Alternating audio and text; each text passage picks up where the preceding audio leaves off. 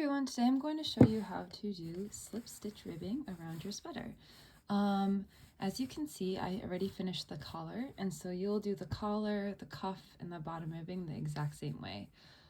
This is extremely neat looking, and to achieve that, I like to work the slip stitch ribbing with the wrong side facing out and then joining onto the inside.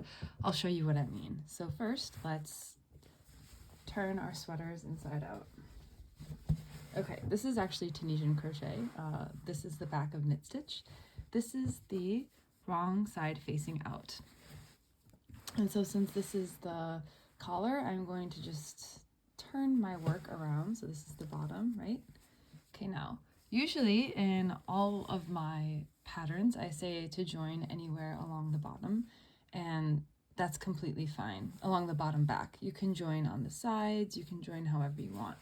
But I just like to join like close to the side on the bottom right here. Okay, so let's start. I already put my slip knot on my hook, and now this is where I want to show you. So the wrong side is facing out, right? But I'm going to join onto the right side. I know this seems a little counterintuitive and a little weird, but I've tried this method so many ways, and this is the neatest way. Okay, so join anywhere you want. And now we will talk about the ribbing. I've joined my yarn, and now since this is the bottom ribbing, I'm going to chain 11. 1, 2, 3, 4, 5, 5, 6, 7, 8, 9, 10, 11. Oh, one more. 12.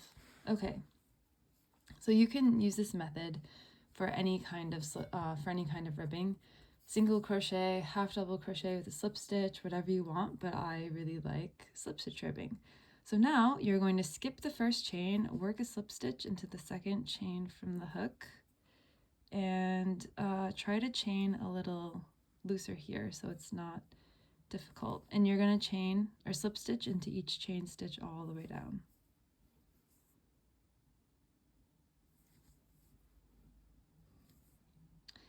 If you have been crocheting for a while or have already made a bunch of my patterns, you know that I use this kind of crochet method, or this kind of ribbing method, for basically all of my sweaters, so you might be familiar, but usually I work the ribbing on the right side, but for slip stitch, for some reason, it just looks really messy and weird.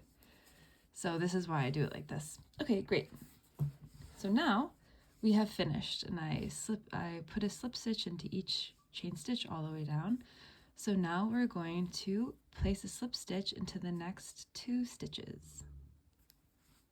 And what's nice about Tunisian crochet is at the bottom you don't have to work any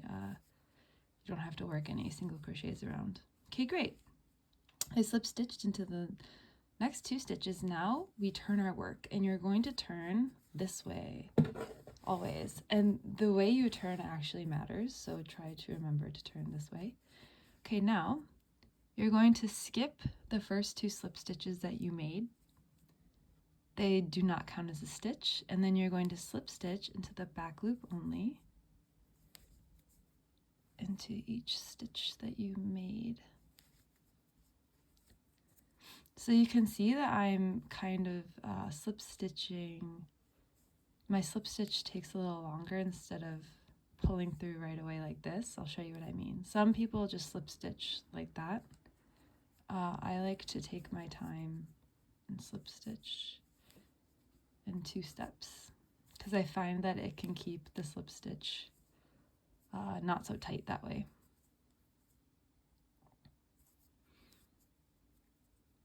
Okay, great. Now this is our second row, so you're gonna chain 1 and then you will turn like this.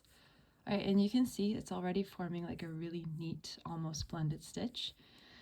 And then if you follow the instructions in the pattern, or follow what we did in row 1, you just slip stitch, back loop only all the way down, slip stitch into the next 2 stitches, turn, skip the stitches, go all the way up, And you keep repeating all the way around until you're all finished.